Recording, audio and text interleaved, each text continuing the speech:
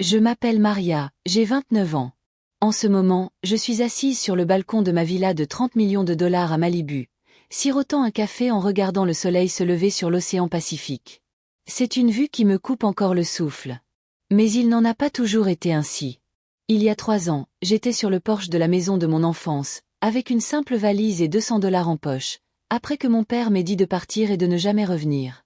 J'ai grandi dans une petite ville du Texas. Ma famille vivait dans une vieille ferme en périphérie. Mon père, Robert, était un homme fier mais strict. Il travaillait comme éleveur, passant de longues heures sous un soleil de plomb. Il avait toujours eu de grandes attentes envers ses enfants, surtout envers moi. À ses yeux, il n'y avait qu'une seule façon de réussir, suivre ses traces ou embrasser une carrière stable et traditionnelle. Ma mère, Émilie, était tout le contraire. Elle était douce et bienveillante. Elle était institutrice, mais à ma naissance, mon père l'a convaincue de rester à la maison. La place d'une femme est à la maison, disait-il. Au fil des années, j'ai vu son esprit s'affaiblir lentement sous l'emprise de mon père. Elle nous aimait profondément, mais elle était prisonnière d'un cercle vicieux de soumission. Chaque fois que mon père se mettait en colère, elle essayait d'arranger les choses, mais ça n'a jamais vraiment marché. J'ai un frère aîné, Jake. C'était le préféré de mon père. Il était bon en sport, avait de bonnes notes et faisait toujours ce que mon père lui disait de faire. Il est allé à l'université, a obtenu un diplôme de commerce et travaille maintenant dans une banque locale. Mon père a toujours été très fier de lui, alors que je n'arrivais jamais à faire quoi que ce soit de bien à ses yeux. J'ai découvert ma passion pour la technologie à 13 ans. Ma grand-mère, Clara, m'a offert un vieil ordinateur portable pour mon anniversaire. Elle était la seule de la famille à vraiment croire en moi. Mon père était furieux. Il pensait que c'était une perte de temps et que je devrais me concentrer sur des choses plus importantes, comme aider au ranch. Mais grand-mère Clara lui a tenu tête. « Laisse cette fille suivre ses rêves, Robert », a-t-elle dit. Elle a un brillant avenir devant elle. Cet ordinateur portable est devenu mon échappatoire. Pendant que les autres enfants de mon âge montaient à cheval ou traînaient au restaurant du coin, j'apprenais le code tout seul. J'ai commencé par les bases, en créant des sites web simples sur mes livres et films préférés. Puis je suis passé à des langages de programmation plus complexes et j'ai finalement commencé à développer des applications. L'école était un jeu d'enfant pour moi. J'ai maintenu une moyenne de 4,0 sans trop d'efforts. Mais cela ne faisait qu'exaspérer mon père.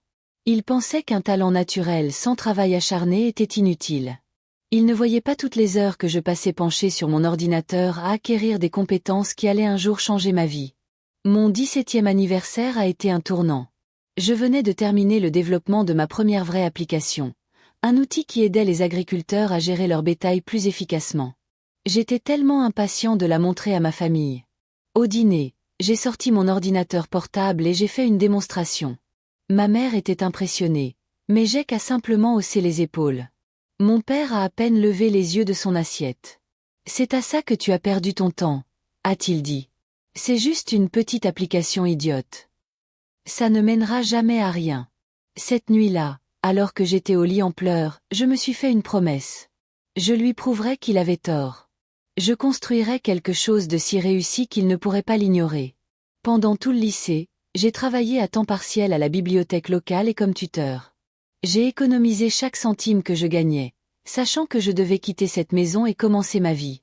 Quand j'ai obtenu mon diplôme de major de promotion, j'avais presque 15 000 dollars d'économie.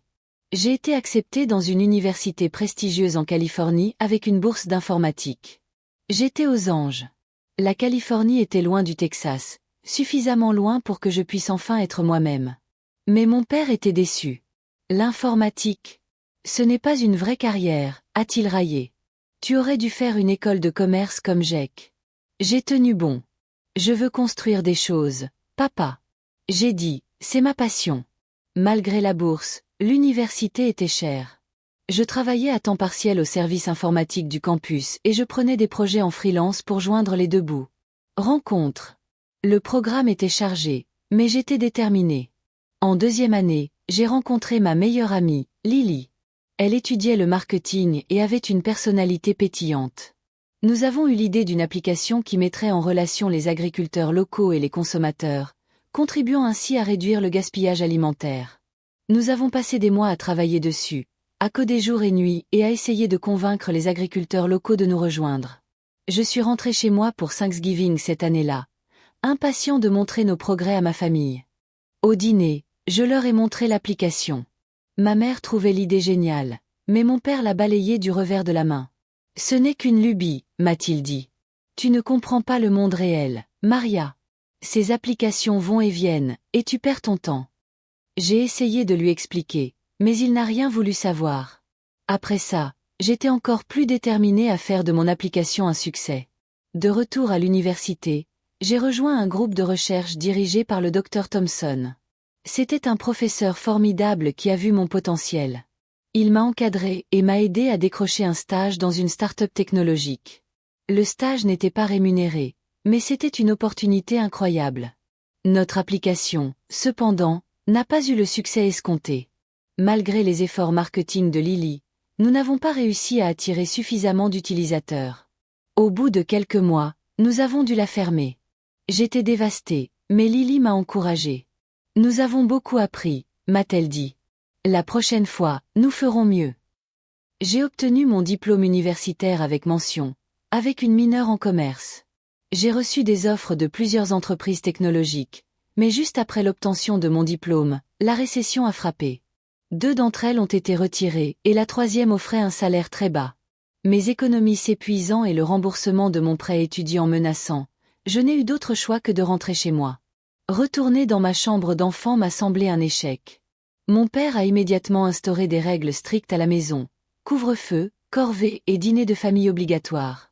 Il m'a traité à nouveau comme un enfant, malgré mon diplôme universitaire. Au cours des mois suivants, la tension à la maison a augmenté. Mon père critiquait constamment mes choix de carrière. Un jour, je lui ai annoncé que je travaillais sur une nouvelle application de sécurité pour les petites entreprises. J'avais des rendez-vous avec des investisseurs potentiels. Il a simplement secoué la tête. C'est trop risqué, a-t-il dit. Tu devrais te concentrer sur un vrai travail. La goutte d'eau a fait déborder le vase par une chaude nuit d'été. J'étais resté tard au bureau pour essayer de corriger un bug dans mon application. J'ai envoyé un SMS à ma mère pour lui dire que j'avais raté le dîner. De retour à la maison, mon père m'attendait assis dans le salon. « Ta mère t'attendait », dit-il avec colère. « Tu es tellement irresponsable. » J'ai essayé de lui expliquer, mais il n'a pas voulu m'écouter. Il s'est mis à me crier dessus, disant que je gâchais ma vie, que je n'arriverais à rien. J'ai fini par craquer. « Je ne suis pas un raté, papa. » J'ai dit, « Je construis quelque chose qui compte. Tu n'as jamais cru en moi, mais je n'ai plus besoin de ton approbation. » Il était furieux. « Si tu es si sûr de toi, alors va-t'en, » a-t-il crié. « Ne reviens pas. » J'ai fait ma valise en silence. Ma mère m'a supplié de ne pas partir, mais je savais que je ne pouvais pas rester. En sortant, j'ai ressenti un mélange de douleur et de soulagement. J'ai appelé Lily, et elle m'a envoyé de l'argent pour un billet d'avion pour la Californie. À mon arrivée, j'étais fauchée et sans abri. Mais je n'ai pas abandonné. J'ai trouvé un emploi dans une entreprise de cybersécurité grâce à la recommandation du Dr Thompson. Je vivais dans une petite colocation et je travaillais d'arrache-pied. Parallèlement, j'ai continué à travailler sur mon application de sécurité, que j'ai baptisée Guardian. 6 mois plus tard, j'ai rencontré Alex, un designer utilisateur expérimenté, lors d'une rencontre technologique. Il aperçut le potentiel de mon application et m'a proposé un partenariat. Nous avons passé des mois à chercher des investisseurs. Les refus ont été nombreux, mais nous n'avons pas abandonné. Finalement, une petite entreprise providentielle, Miss Harris, a accepté de nous financer. Grâce à son investissement, nous avons pu faire de Safeguard une véritable entreprise. Notre application a commencé à prendre de l'ampleur. Un blogueur tech réputé l'a examinée, et soudain, nous avons eu des centaines de nouveaux clients. D'autres entreprises de sécurité ont commencé à s'y intéresser. Nous avons reçu plusieurs offres d'acquisition, mais nous avons attendu la bonne. 3 ans après avoir été expulsé de la maison de mon père, Privacy Shield, l'un des plus grands noms du secteur, a proposé d'acquérir Safeguard pour 75 millions de dollars. Après déduction, je suis reparti avec plus de 32 millions de dollars. J'ai acheté cette villa à Malibu. C'est plus que ce dont j'avais rêvé, mais cela représente ma réussite. C'est le symbole que j'ai réussi à mes propres conditions. Récemment, j'ai reçu un email de mon père. Il disait simplement « Félicitations, Maria. Ta mère m'a montré l'article sur l'acquisition de ton entreprise. Une réussite impressionnante. J'aimerais te recontacter lors de ton prochain passage au Texas. » Au début, je ne savais pas comment réagir.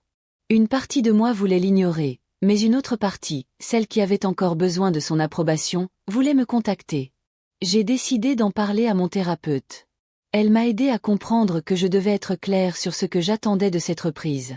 J'ai finalement répondu à mon père en lui disant que j'allais au Texas pour une conférence et que nous pourrions dîner ensemble. Quand j'ai revu mes parents 3 ans plus tard, c'était étrange. Mon père paraissait plus âgé et ma mère plus fragile. Au dîner, nous avons d'abord abordé des sujets plus simples. Puis mon père a évoqué le rachat de mon entreprise. « J'ai toujours su que tu avais ça en toi », a-t-il dit, essayant de s'en attribuer le mérite. Je ne pouvais pas laisser passer ça. « J'ai réussi malgré toi, papa », ai-je dit calmement. « Tu n'as jamais cru en moi, mais je t'ai prouvé que tu avais tort. » Il a tenté de se défendre, disant qu'il était juste dur avec moi pour me préparer à la vie. Je lui ai raconté combien j'avais été dure après son expulsion, mais aussi combien cela m'avait rendue plus forte. Il a finalement admis qu'il avait peut-être eu tort. Ce n'était pas une réconciliation complète, mais c'était un début. Depuis, ma relation avec ma famille s'est progressivement améliorée. Ma mère me rendait souvent visite et s'est remise à peindre. Jake et moi nous sommes également rapprochés. Ma vie professionnelle a continué d'évoluer. J'ai lancé un nouveau projet visant à proposer des formations abordables en cybersécurité aux écoles des zones défavorisées. Et j'ai rencontré quelqu'un de spécial, David, qui m'aime pour ce que je suis, pas pour mon argent. Avec le recul, je réalise que la douleur de mon passé a fait de moi ce que je suis aujourd'hui. Le rejet de mon père m'a poussé à trouver ma propre voie et à construire une vie dont je suis vraiment fière. La vue depuis ce balcon me rappelle tout le chemin parcouru.